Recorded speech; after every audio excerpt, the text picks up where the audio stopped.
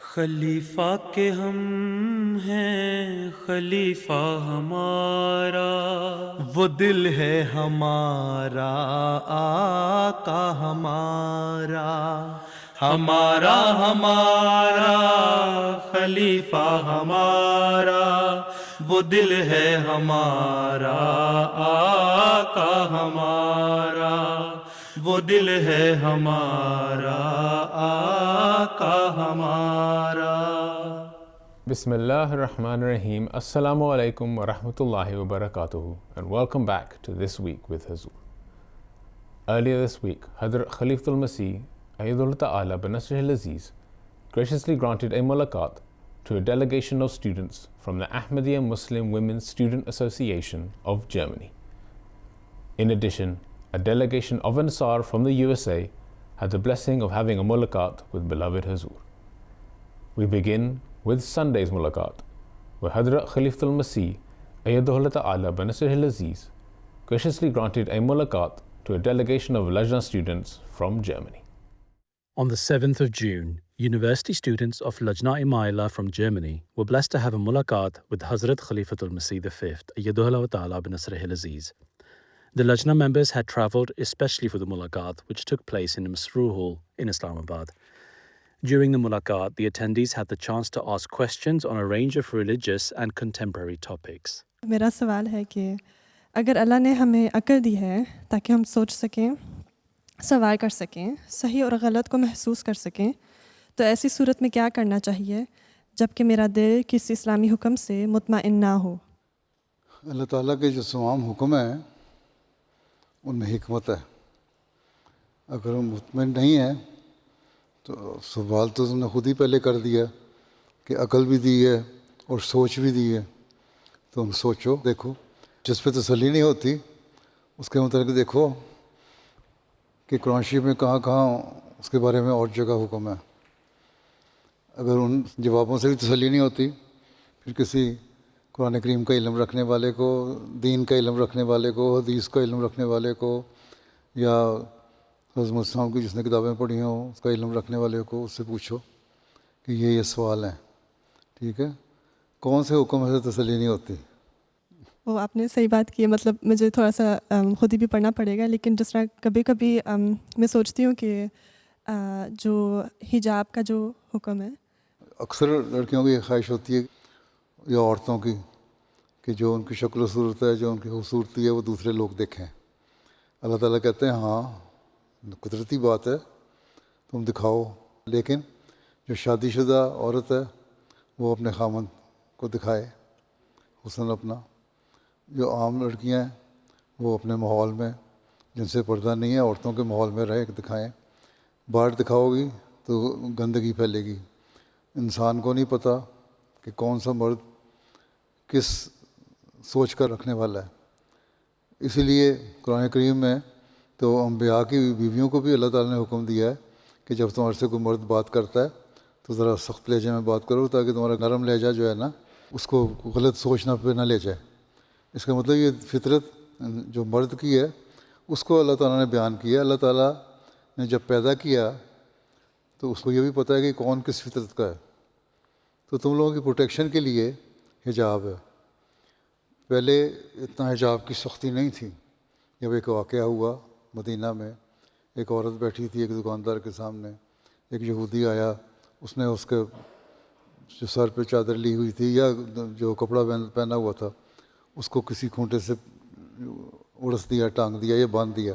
جب وہ کھڑی ہوئی تو اس کا ننگ ظاہر ہو گیا، اس پہ فساد اور جھگڑا پیدا ہو گیا، اور مسلمانوں کی طرف سے بھی ایک لڑائی ہوئی، ادھر سے بھی ہوئی، قتل و غارت ہو گئی۔ تو اس کے بعد اللہ تعالیٰ نے حکم دیا، یہودی کہتے ہیں ہمیں تو پتہ نہیں تھا، یا غیر مسلم کہ کون مسلمان ہے کون نہیں، ہمیں کیا پتہ یہ اپنی تقدس کا اتنا خیال رکھنے والی ہے، اپنی سینکٹیٹی کا اتنا خیال رکھنے والی ہے، اتنی نیک ہے، تو ہم عام عورت سمجھے تھے ہم اس طرح مذاق کرتے ہیں، صحیح مذاق کر لیا۔ اس پہ اللہ تعالیٰ نے فرمایا کہ پہچان کے لیے پھر تمہیں چاہیے کہ تم پردہ بھی کرو اور ایک ایسا حجاب رکھو کہ مرد کو ضرورت نہ ہو تمہارے سے کس قسم کا غلط مذاق کرنے کی۔ تو اصل جو بیک گراؤنڈ ہے اس کے پیچھے وہ یہی ہے کہ تمہارا تقدس قائم ہو اور مردوں کو غلط کام کی طرف توجہ نہ پیدا ہو. اس لیے جیسے میں نے پہلے بتایا کہ آن صلی اللہ علیہ وسلم کی بیویوں کو بھی یہی حکم تھا کہ ذرا مردوں سے نرمی سے بات نہ کرو، کیونکہ وہ سمجھتے ہیں ذرا سی عورت نے آرام سے بات کر لی تو پتہ نہیں شاید اب یہ ہمارے ہاتھ میں آ گئی. بہت کھلونا سمجھتے ہیں عورت کو مرد. تو تمہاری پروٹیکشن کے لیے اللہ تعالیٰ نے حکم دیا حجاب کا. حجاب کیا ہے؟ حجاب کہتے ہیں پردے کو. پردہ یہ نہیں ہے کہ صرف منہ ہی ڈھانک لیا. پردے کا مطلب ہے کہ اپنے تقدس کو بھی قائم رکھنا. اگر سر ڈھانکا ہوا ہے اور ایسی چیزیں جس سے عورت کا فگر ظاہر نہ ہوتے ہوں، حسن ظاہر نہ ہوتا ہو، اس کو چھپا کے رکھنا تاکہ ہر ایک کو غلط کام کی، غلط سوچ کی جرت پیدا نہ ہو. تو یہ تو پروٹیکشن ہے تمہاری. One of the Lajna members asked Hazrat Amir al-Mu'mineen how a boy or girl can trust the opinion of their parents in relation to a marriage proposal if the parents themselves have not set a good example of married life. بڑا valid question ہے تمہارا. جب خود ہی ٹھیک نہیں ہے تو تمہیں کیا ایڈوائز کریں گے؟ اس لیے اسلامی تعلیم یہ ہے کہ اگر کوئی رشتہ آتا ہے تو لڑکی کے لیے آتا ہے تو لڑکی کو خود دعا کرنی چاہیے. غیب کا علم تو صرف اللہ تعالیٰ کو ہے. اللہ تعالیٰ بہتر جانتا ہے کہ جس سے رشتہ آیا ہے وہ بہتر ہے کہ نہیں بہتر، سنسیئر ہوگا تمہارے صرف مستقبل میں کہ نہیں ہوگا. اس لیے استخارے کی دعا ہے کہ اللہ تعالیٰ اگر یہ رشتہ میرے لیے بہتر ہے تو میرے دل میں اس کی طرف انکلینیشن پیدا کر دے، تو جو پیدا کر دے، اور اگر نہیں بہتر تو مجھے اسے جان چھڑا دے، ختم کر دوں. بہت ساری لڑکیاں میرے پاس آتی ہیں، میں ان سے پوچھتا ہوں اگر تمہاری تسلی نہیں ہے، ماں باپ جو مرضی کہتے ہیں تو تم نہ کرو تم، اور اگر تمہیں تسلی ہے تو کر لو. بعض ماں باپ نہیں چاہتے لیکن لڑکی چاہتی ہے کہ شاید کسی وجہ سے، لیکن اگر وہ صرف جذباتی اٹیچمنٹ ہے تو جذباتی فیصلے نہیں ہونے چاہیے، کیونکہ جذباتی فیصلے پھر فیوچر میں جا کے، مستقبل میں جا کے تمہیں نقصان پہنچاتے ہیں. جو جذباتی لڑکے ہوتے ہیں یا لڑکیاں ہوتی ہیں، لڑکیوں کے لیے لڑکیوں کا رشتہ، لڑکیوں کے لیے لڑکوں کا رشتہ، وہ پھر جب بعض دفعہ قائم نہیں رہتے وہ جذبات، ایک وقت میں آ کے ختم ہو جاتے ہیں، پھر لڑائیاں شروع ہو جاتی ہیں، پھر بحثیں شروع ہو جاتی ہیں، پھر طلاقیں شروع ہو جاتی ہیں. اب یہاں یورپ میں یا ویسٹ میں یا سو کالڈ ترقی یافتہ ملکوں میں رشتے اپنے لڑکا لڑکی خود ہی طے کرتے ہیں نا، لیکن اس کے باوجود 70% سے اوپر جو لوگ آخر میں جا کے 2 سال بعد، 4 سال بعد، 10 سال بعد، 15 سال بعد طلاقیں ہو جاتی ہیں اور ختم ہو جاتے ہیں رشتے. اس کا مطلب یہ نہیں ہے کہ جو خود سمجھ کے کرو تو وہ بڑا اچھا رشتہ ہوگا. ہاں، ایک چیز اللہ تعالیٰ نے ہمیں، ایک مسلمان کو جو نعمت دی ہے وہ یہی ہے کہ دعا کرو کہ رشتہ میرے لیے بہتر ہو، اور اس دوران میں پھر مستقل دعا کرتے رہو. شادی کے وقت بھی اللہ سے تعلق پیدا کرو نا. اصل مقصد ہمارا اللہ سے تعلق پیدا کرنا ہے، اصل مقصد شادیاں کرنا نہیں. اللہ سے تعلق پیدا کرو اور اللہ سے کہو کیوں کہ تیرا حکم تھا اس لیے میں شادی کی، اور میری شادی کو اب تم بربرکت کر دے. لیکن اگر واضح طور پہ کسی خلاف ان کے بعض دل میں پیدا ہوتا ہے، چاہے ماں باپ جو مرضی کہیں، تو کہہ دوں میں نے نہیں کرنا. اور کرتی ہیں لڑکیاں اس طرح، لڑکے بھی اس طرح کرتے ہیں. تو تمہارا فری ہینڈ ہے. اس لیے لڑکیوں کو آن وسلم نے بھی یہی حکم دیا تھا کہ تم اپنے فیصلہ خود کیا کرو. بلکہ جہاں تک شادیاں ہو جاتی ہیں، جب خلا یا علیحدگی کا سوال پیدا ہوتا ہے، اس وقت بھی ایک حدیث میں آتا ہے کہ لڑکی آئی ہے، اس نے کہا کہ میری شادی تو ہو گئی ہے اس سے، پر مجھے یہ پسند نہیں ہے، زبردستی پتہ نہیں میرے والدین نے کرا دی ہوگی، میں تو اسے خلا لینا چاہتی ہوں. آن وسلم فرمایا ٹھیک ہے، لیکن اگر تم نے حق مہر لے لیا تو میں واپس کرنا ہوگا. اس نے کہا میں پیسے میرے پاس ہیں، میں دگنا دے دوں گی، میری جان چھڑا دیں اسے. آن وسلم نے ٹھیک ہے، خلا ہوگی. تو یہ تو اختیار دیا ہے لڑکی کو اسلام نے، اور تمہیں بھی دیا ہے، مرد کو بھی دیا ہے کہ سوچ سمجھ کے رشتے کرو، دعا کر کے رشتے کرو تاکہ رشتے قائم رہیں. لوگ میرے سے نکاح پڑھوانے کے لیے آتے ہیں تو نکاح میں ان کے لیے یہی دعا کرتا ہوں کہ ان کے رشتے قائم رہیں، آپس میں پیار اور محبت کا رشتہ ہو، صرف ذاتی مفادات کا رشتہ نہ ہو. اس لیے آن صلی اللہ علیہ وسلم نے فرمایا ہے کہ جب تم رشتے کرتے ہو ایک دوسرے سے تو ان کا دین دیکھا کرو، بجائے دنیا دیکھنے کے لیے یا خوبصورتی دیکھنے کے یا دولت دیکھنے کے. یا خاندان دیکھنے کے. یہ دیکھو کہ اس میں دین ہے کہ نہیں, اللہ سے تعلق ہے کہ نہیں. اگر لڑکا اور لڑکی دونوں دین دیکھنے لگ جائیں تو پسندیں ایک جیسی ہو جائیں گی. پھر ماں باپ چاہے دنیا داری کی طرف جائیں, تم کو نہیں, میں تو دینداری کی طرف جانا ہے, جی. لڑکا بھی اور لڑکی بھی. اگر شادی کے بعد شوہر یہ توقع کرے کہ بیوی کام کرے لیکن بیوی کام نہیں کرنا چاہتی تو اس صورت میں کیا کرنا چاہیے؟ اگر تو بیوی پڑھی لکھی ہے, کسی پروفیشن میں اس نے اسپیشلائز کیا ہوا ہے, تو وہ عورت کی, لڑکی کی خود خواہش ہوتی ہے کہ میں کام کروں. اور اگر جس سے شادی ہوئی ہے وہ شوہر لالچی ہے تو اس کو کہو کہ اگر میں کام کروں گی بھی نہیں, تمہیں ایک آنا بھی نہیں دوں گی, جو پیسے ہیں میرے اپنے پاس آئیں گے, ایک سینٹ بھی تمہیں نہیں دینا میں نے, جو میں کماؤں گی میرا ہوگا. دوسری بات یہ ہے کہ شادی کو زبردستی تو ہے نہیں, جیسے پہلے میں نے اس کو کہا, جب شادیاں کر رہے ہیں تو شرط رکھو کہ خاوند تمہارے اخراجات اٹھائے گا. اگر لڑکی شادی سے پہلے کوئی کام کر رہی ہے, بتا دے خاوند کو بھی اور اس کے گھر والوں کو بھی کہ نہ میں کام کروں گی, یا میں کام کروں گی تو پیسے تمہیں ایک آنا نہیں دوں گی, اور تم میرے گھر کے ذمہ دار ہو. یہ شرط رکھو تو پھر ٹھیک ہے, رشتہ قبول ہے. اسلام میں تو اس حد تک اجازت ہے اس کی. اب دیکھو, عورت ایک مرد کے لیے ایک سے زیادہ شادی کرنا جائز ہے نا, لیکن حضرت مسیح علیہ السلام نے لکھا ہے کہ اگر عورت چاہے تو شادی سے پہلے یہ شرط رکھ سکتی ہے مرد کے ساتھ کہ تم دوسری شادی نہیں کرو گے, اور جو مرضی حالات ہو جائیں پھر مرد پابند ہے کہ وہ دوسری شادی نہ کرے باوجود اسلامی حکم کے. تو جب اس حد تک اسلام نے اجازت دے دی تو پیسہ کمانے والی تو بات ہی کوئی نہیں. ہاں, اگر تمہارا اپنا شوق ہے پیسے کمانے کا تو کماؤ, لیکن اصل کام جو ہے عورت کا وہ بچوں کی تربیت ہے. تو گھر کو سنبھالو, گھر کی نگران عورت ہے, اور بچوں کی تربیت کی ذمہ دار عورت ہے. ہاں, اگر کسی اچھے پروفیشن میں ہو, ڈاکٹر ہو یا کوئی ایسا پروفیشن ہے جس سے انسانیت کی خدمت ہو رہی ہے, تو وہاں کام کر سکتی ہو, لیکن اس کو ندیدی نظر سے گریڈی ہو کے مرد کو اس کے پیسوں کو نہیں دیکھنا چاہیے. اگر وہ دیکھتا ہے اس کا مطلب وہ سنسیئر نہیں ہے. ٹھیک ہے, اس کا مطلب یہ بھی نہیں کہ جا کے لڑائیاں شروع کر دو. دوسروں کی کمزوریوں اور غلطیوں کے بارے میں بات کرنا یا انہیں آگے پہنچانا درست نہیں, لیکن روزمرہ زندگی میں اکثر ایسا ہوتا ہے کہ ہمیں بعض لوگوں کے رویوں سے تکلیف یا ناراضگی ہوتی ہے. کبھی کچھ لوگ یا حالات ذہنی بات بن جاتے ہیں اور ان کے بارے میں بات کر کے دل کا بوجھ ہلکا ہوتا ہے. ایسی صورت میں کس مقام پر ایسی گفتگو غیبت بن جاتی ہے؟ بات یہ ہے کہ غیبت اس وقت ہوتی ہے جب تم اس بات کو پھیلاؤ, کسی کی کمزوری کو, اور اس تک پہنچے تو اس کے دل کو تکلیف پہنچے اور وہ تمہارے سے لڑنے کے لیے آ جائے, فساد پیدا ہو جائے معاشرے میں نا, سوسائٹی میں فساد نہیں پیدا کرنا. اصل مقصد تو یہ تمہارا اصلاح ہے نا. اگر تمہیں کسی سے تکلیف پہنچی ہے اور تم اس کی اصلاح کرنا چاہتی ہو, تو اصل تو طریقہ پہلا یہ ہے کہ اس تک خود جاؤ, کہو مجھے تمہارے سے یہ بات پہنچی ہے جو میرے لیے کافی تکلیف دہ ہے, اس کو تم دست کرنا. اگر وہ ضدی آدمی ہے اور یا دشمنی میں کر رہا ہے اور اس کے نقص بھی تمہیں پتہ ہیں کیا ہے, کیا کمزوریاں اس کی ہیں, تو تمہارا کوئی قریبی دوست ہو سکتا ہے, اس سے شیئر کرو, لیکن اس تسلی کے ساتھ کہ وہ آگے پھیلائے گی نہیں, تاکہ تمہارے دل کی بھڑاس نکل جائے.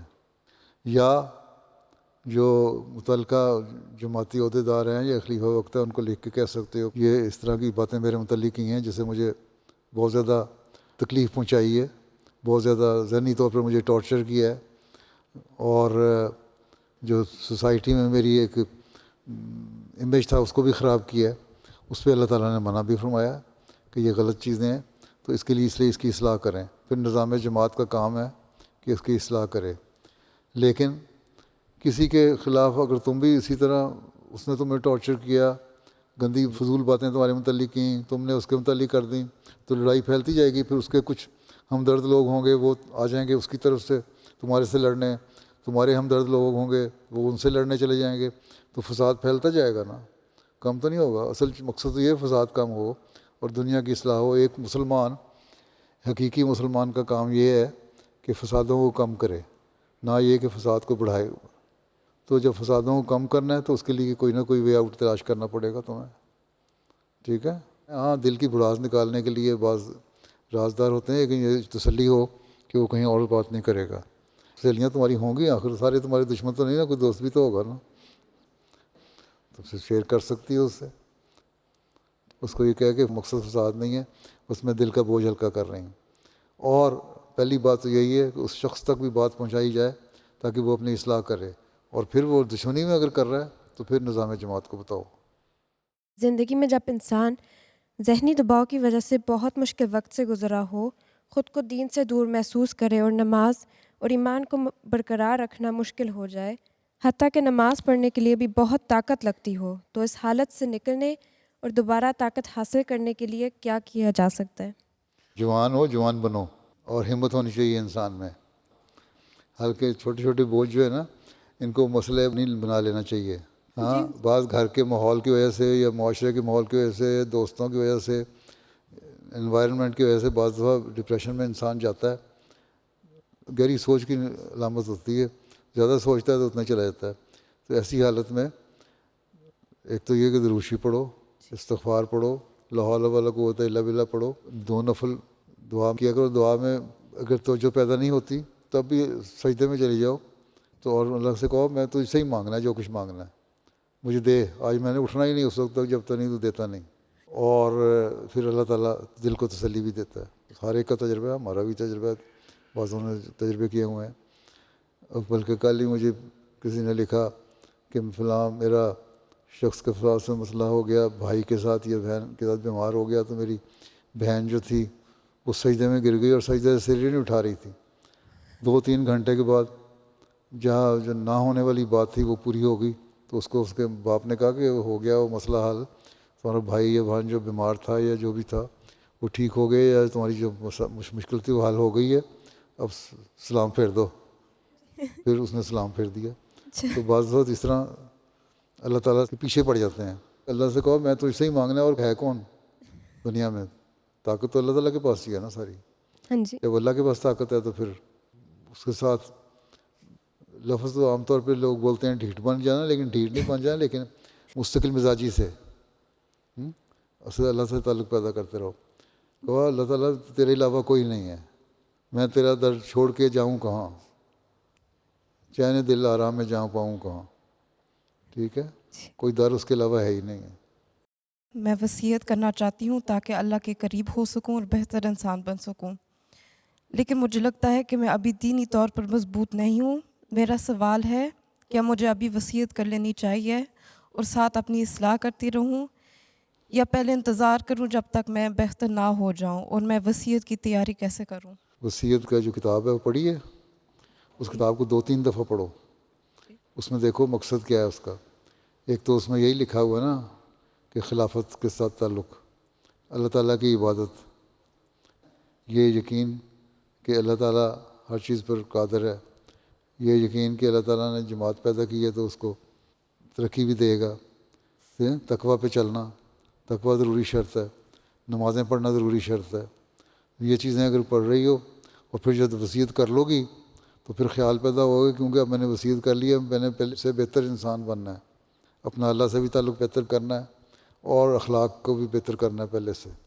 جب یہ ہوگا تو بہتری کی طرف مائل ہو جاؤ گی. بعض وصیت بھی اصلاح کا ذریعہ بن جاتی ہے.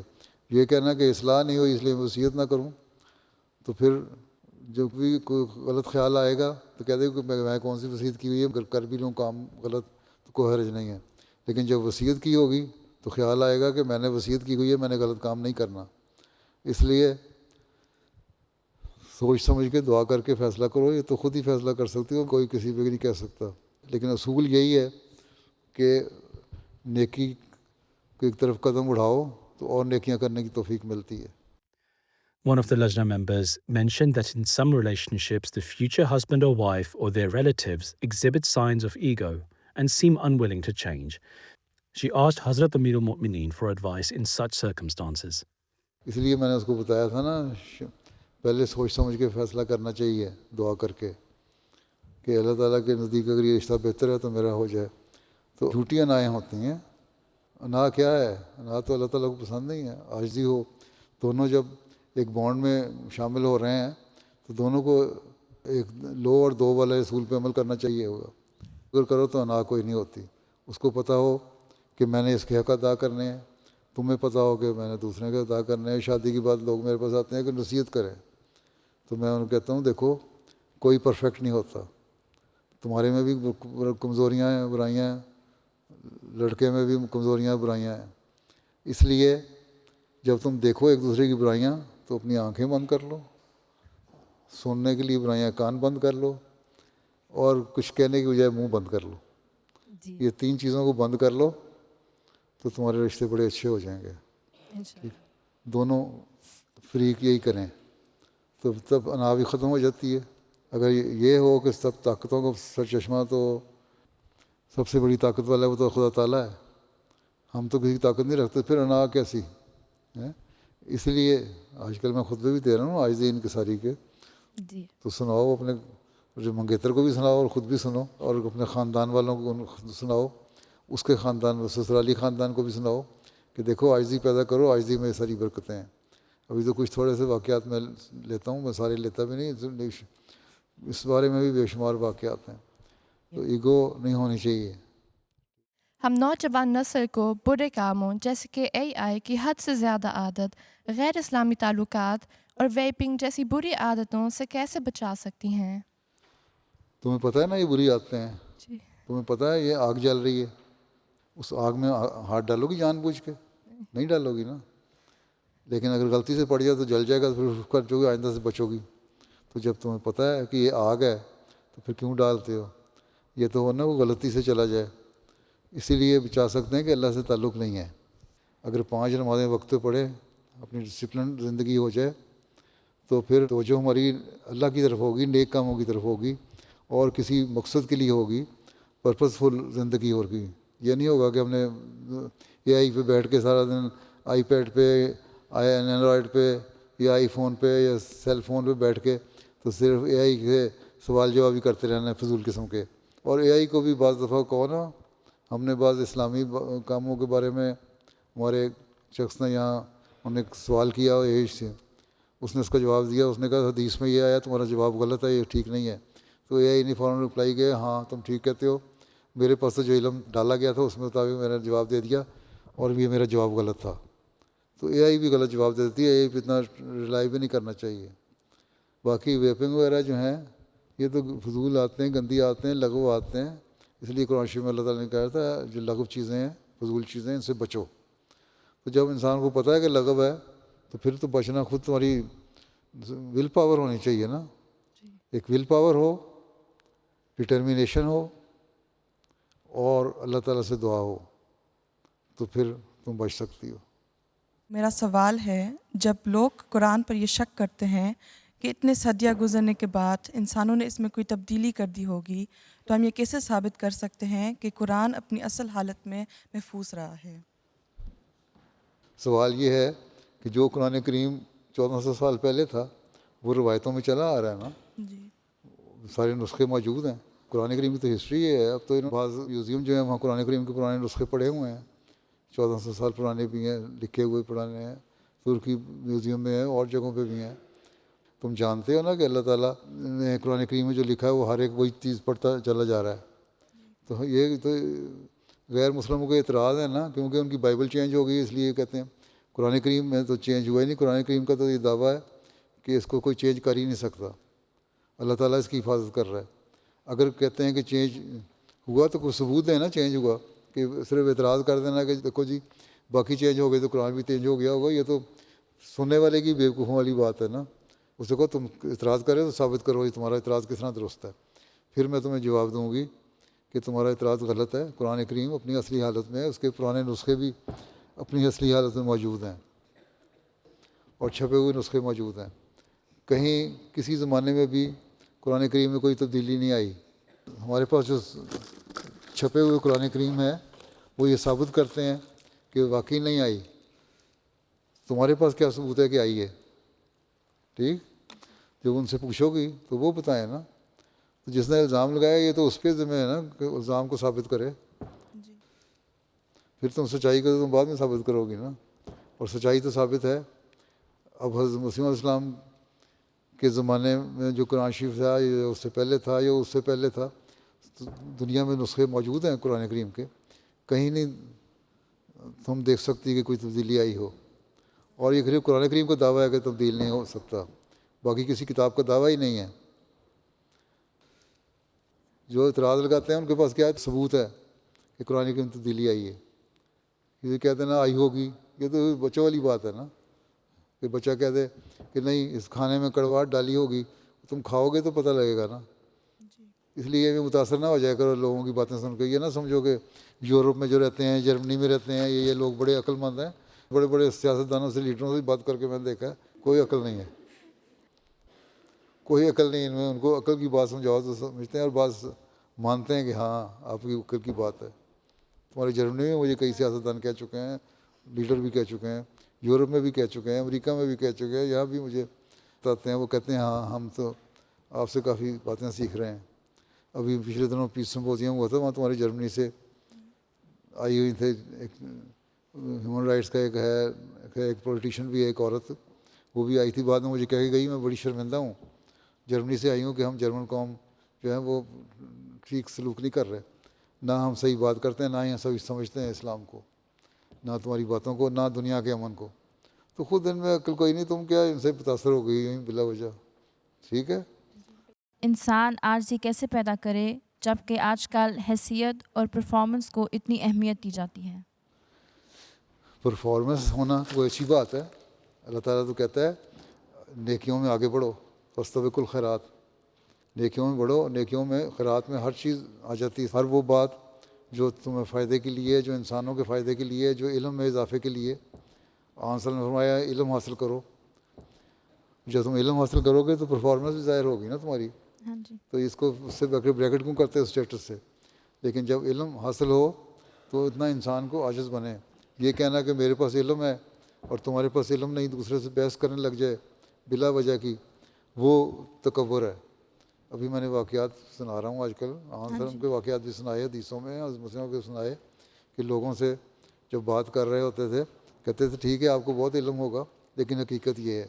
عاجزی سے بات کریں تو سمجھ آ جاتی ہے لوگوں کو. خطبے ذرا غور سے سنا کرو، میرے انہیں میں جواب آ جاتے ہیں. اس لیے میں دیتا ہوں کہ سوال بیچ بیچ میں سے نکالو، خود پڑھنا نہیں. تم لوگوں نے ان لوگوں سے سن کے ذرا سی کسی سے بات سن کے پریشان ہو گئے. احمدیوں کا کام نہیں پریشان ہونا. اگر کوئی اعتراض بھی سنو تو تمہارا کام ہے کہ فوری طور پہ اس کا لیے تلاش کر کے اس کا جواب نکالو. ٹھیک ہے. اور خود نہیں ملتا کہیں سے تو اب تو اس میں بھی بے شمار انفارمیشن آ چکی ہوئی ہے نئی ٹیکنالوجی میں، سوشل میڈیا پہ بھی نہیں بلکہ ہماری جو ویب سائٹس ہیں ان پہ، اسلامی ویب سائٹس الاسلام پہ، یا لوگوں سے بھی پوچھ سکتے ہو، وہاں سے تمہیں جواب مل جائیں گے. اب تو تمہیں سرچ کرنی ہو تو قرآن شریف سے کسی بھی ٹاپک پہ سرچ کرنی ہو الاسلام میں، قرآن پہ جاؤ مل جائے گی، حدیث پہ جاؤ مل جائے گی، حضرت مسیح السلام کی کتابوں پہ جاؤ مل جائے گی. تو اب تو یہ سرچ کرنا مشکل کام رہا ہی نہیں، بہت آسان کر دیا الاسلام نے.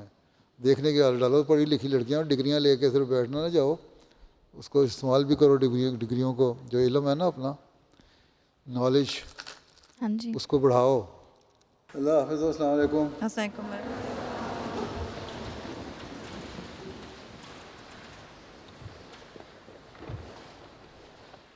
The following day, on the 8th of June, members of Majlis Ansarullah from West New York in the United States had the blessing of having a mulaqat with Hazrat Amir al-Mu'mineen.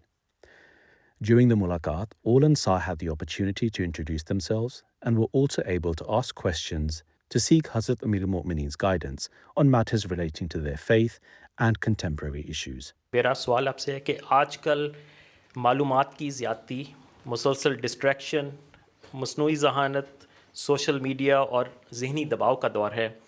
ایسے حالات میں قرآن کریم سے صرف علمی یا رسمی تعلق کی بجائے ایک زندہ، ذاتی اور بدل دینے والا تعلق کیسے پیدا کیا جائے؟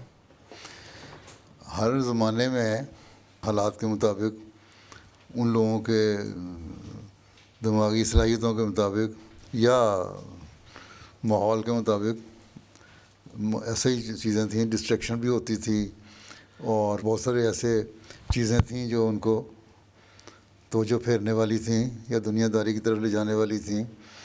اب اس کا نام آپ چاہے ذہنی دباؤ کہہ لیں. ذہنی دباؤ کیوں ہے؟ اس لیے کہ دنیا کی خواہش زیادہ ہو گئی. ٹھیک ہے. تو جو خواہشات کی پریفرنس جو بدل جاتی ہے تو اور وہ پوری نہیں ہو رہی ہوتی ہیں, فرسٹریشن ہوتی ہے, پھر ذہنی دباؤ ہوتا ہے. ٹھیک ہے. مصنوعی ذہانت کو آپ نے نام لے دیا. مصنوعی ذہانت تو ایک علیحدہ چیز ہے بالکل, اس کا اس سیکشن سے کوئی تعلق نہیں. ہاں اگر آپ کہیں کہ ہمیں کوئی سوال کا جواب نہیں آتا تو ہم فوراً اے آئی کی طرف چلے جاتے ہیں اور اس سے کہتے ہیں تلاش کرو گا. سے بتا دوں کہ ہم نے یہاں ایک تجربہ کیا تھا اے آئی سے دینی معلومات کے لیے.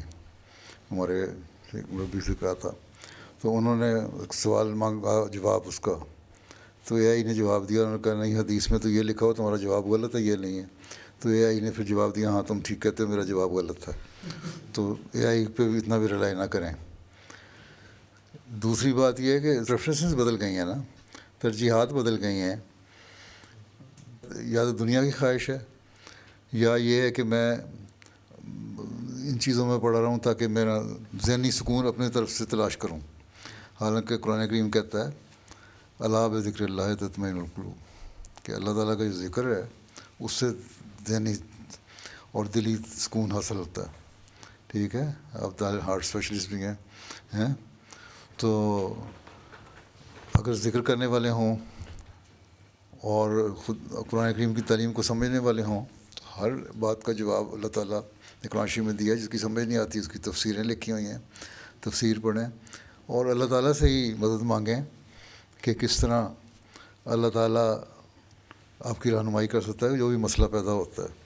اب ڈاکٹر عبدالسلام صاحب سائنٹسٹ ہیں, اب وہ کہتے ہیں کہ میں نے تو 500 یا 700 آیتیں نکالی ایسی جو مجھے سائنس سے تعلق رکھنے والی تھیں, جنہوں نے مجھے گائیڈ کیا کہ میں ریسرچ کروں.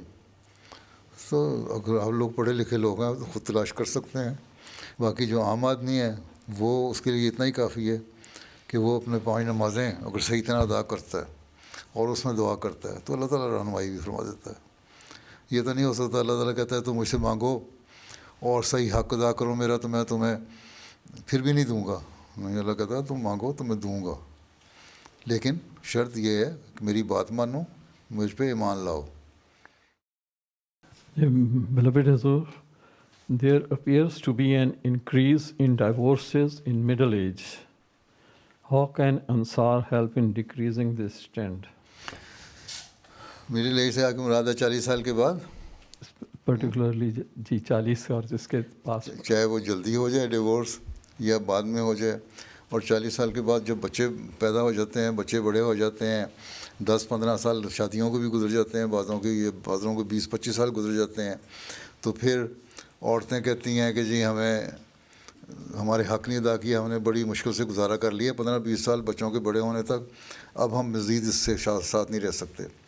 اصل چیز وہی ہے کہ جو انہی کا سوال ہے کہ دین کو بھول رہے ہیں, اللہ تعالیٰ کی تو توجہ نہیں ہے, ذاتی خواہشات اور دنیاوی خواہشات زیادہ بڑھ گئی ہیں, ترجیحات بدل گئی ہیں, پریفرنسز بدل گئی ہیں. جب یہ ایسا حالت ہو جائے تو پھر وہی ٹرینڈ شروع ہو جاتا ہے جو دنیا داروں کا ہے.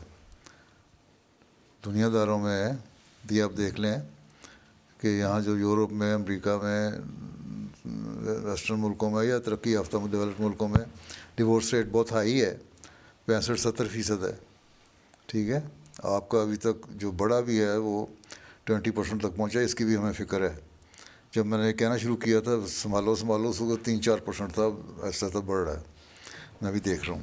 صرف مقصد ایک ہو کہ جب بچے ہو جائیں تو اس کے بعد میں تو ماں باپ کو یہی کہا کرتا ہوں کہ اب تمہارا ذاتی مفاد نہیں ہے, اب بچوں کی خاطر تم دونوں کو قربانی کرنی چاہیے.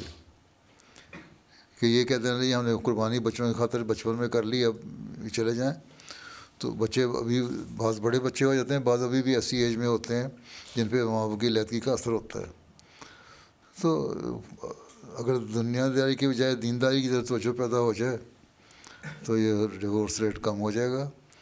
اور اگر دنیا داری میں رہنا ہے جس طرح سمجھتے ہیں ہم ویسٹرن ملکوں میں آ کے یا ترقی یافتہ ملکوں میں آ کے, ڈیولپ ملکوں میں آ کے ہم نے اب صرف دنیا کو کمانا تو پھر وہی حال ہوگا جو دنیا داروں کا ہوتا ہے، جیسا کہ میں نے بتایا، ٹھیک ہے. اس لیے کوشش یہی ہے کہ تربیت کا جو شعبہ ہے نا وہ لوگوں کو بتائے کہ اللہ سے تعلق پیدا کرو، اور اللہ سے تعلق پیدا کرو اور اسی کا سب کچھ سمجھو، اور پھر اگلی نسلوں کی فکر کرو. تو یہ ایسی باتیں نہیں ہوں گی. بڑے ہو کے 40-45 سال کے بعد جا کے پتہ نہیں کیوں خواہشات ہوتی ہیں، پھر انسان کہتے ہیں جی دوبارہ جوان ہو نئی شادی میں کروں. وہ اصل میں ان سے مسائل کم ہوتے ہیں جو بیویاں ہوتی ہیں، بیویوں کے خاوندوں میں مسائل کم ہوتے ہیں، وہ کہیں دوسری پسند شروع ہو جاتی ہے ماحول کی وجہ سے. اس ماحول میں تربیت کی ضرورت ہے، ٹھیک ہے. اسی لیے اللہ تعالیٰ نے حجاب رکھا ہے مرد اور عورت کے درمیان. اس لیے اللہ تعالیٰ نے ایک ریسٹرکشن لگائی ہے کہ یہ تم اس کے اندر رہو، یہ تمہاری لمیٹیشنز ہیں، اس کے اندر رہو گے تو تمہاری زندگی اچھی گزرے گی بعد میں بھی، اور اگر نہیں تو پھر وہی حال تمہارا ہوگا جو دنیا داروں کا ہوتا ہے، ٹھیک ہے. تو اصل چیز تو یہ ہے دینداری پیدا کریں، یہ انصار اللہ کا کام ہے. دیکھا تو یہ گیا ہے کہ بچے ماں کو کہتے ہیں کہ تم کیوں یہ ظلم سہ رہی ہو. بات تو وہی آ گئی نا کہ جب دنیا داری آ جاتی ہے اور دین نہیں رہتا تو خامد بیوی پہ ظلم کرتا ہے. تو بیوی کہتی ہے اچھا بچوں کی خاطر میں نے کچھ تو برداشت کر لی ہے، 15-20 سال اپنی برداشت کروں گی. تو جو خامد ہیں، جو مرد ہیں، ان کی تجوید کرنا تو آپ کا کام ہے نا. یہی تو میں بتا رہا ہوں کہ ان کو دین کی طرف لے کے آئیں. اگر دین مقدم ہو جائے گا، عہد کر دینا کھڑے ہو کے کہ میں دین کو دنیا میں مقدم رکھوں گا، تو کوئی بات نہیں. دین کو دنیا میں مقدم رکھنا کیا ہے؟ عباد الرحمن بننا صرف یہی نہیں کہ اللہ کی نمازیں پڑھ لیں صرف عباد الرحمن بن گئے، بلکہ اللہ تعالیٰ کے جو حکم ہے ان پہ عمل کرنا. ایاک نعبد و ایاک نستعین جب ہم پڑھتے ہیں تو اس میں صرف یہی نہیں کہ ہم عبادت کرتے ہیں اور تجھ سے مدد مانگتے ہیں، بلکہ اس کا مطلب یہ ہے کہ جو اللہ تعالیٰ کے حکم ہے پوری سبمیشن ہے اس کے لیے، اور اس پہ پھر ہم عمل کرتے ہیں اور اللہ تعالیٰ تجھ سے مدد مانگتے ہیں. یہ تصور پیدا کرنا ہوگا، یہ تعلیم دینی ہوگی. اس کے لیے میں بھی کوشش کرتا رہتا ہوں، آپ لوگ بھی کوشش کریں. تو یہ ذرا جو کنسالیڈیٹڈ کوشش جو ہوگی یہ ملٹیپلائی ہو کے کچھ بہت اچھا رزلٹ پیدا کرے گی. پیر حضور خلافت کے مقام پر فائز ہونے کے بعد اللہ تعالیٰ کے خاص فضل کے واقعات میں سے کوئی واقعہ ہمارے ایمان کی زیادتی کے لیے برائے مہربانی بیان فرمائیں. ہر روز ہی واقعہ ہوتے ہیں، کیا ہوں جماعت کی ترقی واقعات ہی ہیں نا، ٹھیک ہے. اور ایمان کی ترقی تو اسی بات پہ ہونی چاہیے. اگر اللہ تعالیٰ مجھ جیسے آدمی سے کام لے کے جماعت کی ترقی کر سکتا ہے، اس کا مطلب جماعت سچی ہے اور یہی واقعات ہیں، ٹھیک ہے. دنیا میں جماعت پھیل بھی رہی ہے، ترقی بھی کر رہی ہے، ایمان میں بھی بڑھ رہے ہیں. افریقہ میں بھی ہیں، یورپ میں بھی ہیں، ایشیا میں بھی ہیں، عرب ممالک میں بھی ہیں، فار ایسٹ میں بھی ہیں، ساؤتھ امریکہ میں بھی ہیں، امریکہ میں بھی ہیں. تو یہی واقعات روز کے روز ہیں. باقی واقعات تو میں بیان کرتا رہتا ہوں. جو لوگ واقعات لکھتے ہیں اور ترقی کی رپورٹ جو بتاتا ہوں میں دوسرے دن جلسے پہ، اس میں بے شمار واقعات ہیں. سن لیا کریں نا غور سے تقریر، تو آپ کو پتہ لگ جائے گا. چلو بیٹھے ہو. Alhamdulillah, after serving over 20 years in the U.S. Air Force and currently being assigned at the Pentagon, I'm approaching retirement and have started a halal farm business to serve my family and community. What advice or guidance would Hazur recommend regarding maintaining humility, strengthening my faith, balancing family responsibilities, and continue to serve humanity in a meaningful way? بات یہ business آپ کر رہے ہیں تو ایک کمائی کے لیے کر رہے ہیں نا، پہلی بات تو یہ ہے، ٹھیک ہے. وہ کریں. صحابہ بھی بزنس کرتے تھے، تجارتیں کرتے تھے، کروڑ پتی بھی بن گئے تھے. ان میں سے جو فوت ہوئے تو کروڑوں میں ان کی جائیداد تھی، لیکن دین کو نہیں بھولے. پہلی بات تو یہ ہے کہ جو مرضی کام دنیا کا کریں آپ، دین کو نہیں بھولنا. اللہ تعالیٰ کے جو فرائض ہیں وہ مقدم ہونے چاہیے. جس نے جی مسلمانوں نے ایک فکرہ استعمال کیا ہے کہ ہاتھ با کار دل با یار، یعنی کہ ہاتھ کام کر رہے ہوں، سوچیں بھی کام کر رہی ہیں، لیکن دل میں اللہ تعالیٰ کا خوف بھی ہو، اور جو بھی کام کرنا ہے ایمانداری سے کرنا ہے. اگر آپ بزنس کرتے ہیں اس میں ایمانداری ہونی چاہیے، کوئی دھوکہ نہیں ہونا چاہیے. یہ نہیں ہے کہ وہ ٹیکا لگا کے تو برائلر مرغیوں کو پھلا دیں اور اس کو گوشت بیچ کے تو کہتے ہیں بڑی اچھا دیکھو کیسی ہیلدی ہیں. ہیلدی کیا ہے اس میں؟ آئی بھوک بھری ہوتی ہے. آپ نے کرتے ہیں نا انجیکشن سے بھی کرتے ہیں بعض لوگ. وہ میٹ برڈز ہم نہیں کرتے, وہ لوگ کرتے ہیں بڑی انڈسٹری میں. جو بھی کرتے ہیں اگر آپ کر رہے ہوں تو اس سے بچ کے رہیں, اس سے دور رہتے ہیں. اور اگر آرگینک آپ دے رہے ہیں ایگ یا گوشت تو اس میں آپ کو ایمانداری سے پتہ ہونا چاہیے کہ واقعی آرگینک ہے کہ نہیں. یہ نہیں کہ اس کو بعض کیمیکل دے کے کچھ اور کیا ہو. تو بزنس میں بھی اگر آپ نے کرنا ہے تو ایمانداری ہونی چاہیے. پھر 5 نمازیں اپنی جو وقت میں وہ نہیں بھولنی, کہ یہ نہیں کاروبار میں انوالو ہو گیا تو نمازیں بھول گیا, یا بیوی بچوں کے حقوق جو ہیں ادا کرنے ہیں وہ نہیں بھولنے, جماعت کے جو حق ادا کرنے ہیں وہ نہیں بھولنے. تو یہ چیزیں یاد رکھیں گے تو بزنس بھی کامیاب ہے, اللہ بھی ملے گا اور دنیا بھی مل جائے گی. As the mulaqat concluded, the Ansar had the opportunity to have a picture with Hazrat Amir al-Mu'mineen and received the gift of pens. Those were highlights from just some of beloved Huzoor's activities over the past week. We now end with our final segment, the Friday Sermon Summary. In today's Friday sermon, Huzoor, may Allah be his helper, spoke regarding the Holy Prophet ﷺ's unparalleled example in generosity. Huzoor, may Allah be his helper, narrated an incident which illustrated the Holy Prophet ﷺ's generosity even in the face of harshness. حضرت ابو ہریرہ بیان کرتے ہیں کہ نبی کریم صلی اللہ علیہ وسلم ہمارے ساتھ مجلس میں بیٹھ کر باتیں کیا کرتے تھے.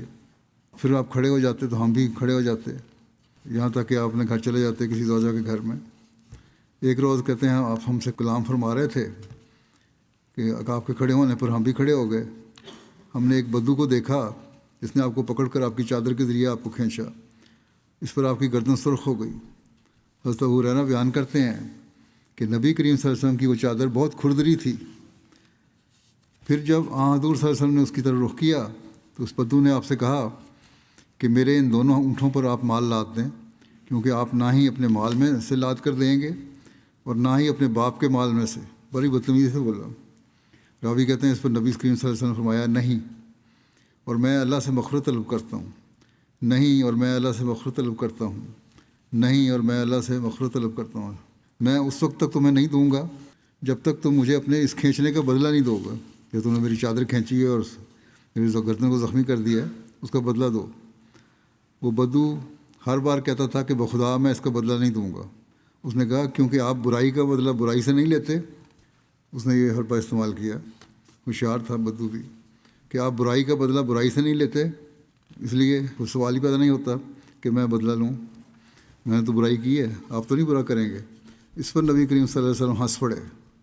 پھر حضور صلی اللہ علیہ وسلم نے حضرت عمر کو ارشاد فرمایا کہ اس کے دونوں اونٹوں میں سے ایک پر جو اور دوسرے پر کھجوریں لاد دو. دونوں بھر دی. نہ صرف اسے مال عطا فرمایا بلکہ اس کی زیادتی کو بھی معاف فرما دیا.